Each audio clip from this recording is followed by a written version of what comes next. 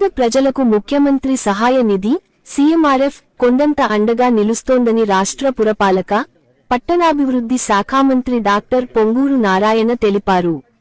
నెల్లూరులోని తన క్యాంపు కార్యాలయంలో బుధవారం సీఎంఆర్ఎఫ్ చెక్కులను పంపిణీ చేశారు.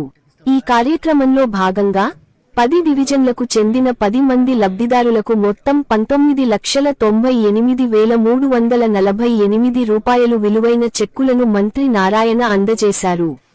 గడచిన ఏడాది కాలంలో సిటీ నియోజకవర్గంలో 86 మందికి ₹1,16,39,091 రూపాయలు విలువైన చెక్కులను అందజేసినట్లు మంత్రి వెల్లడించారు.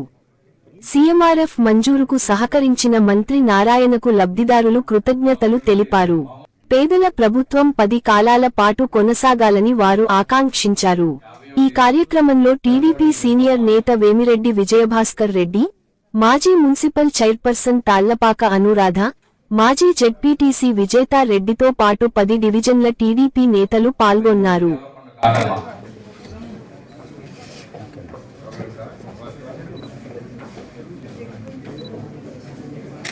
ఓకే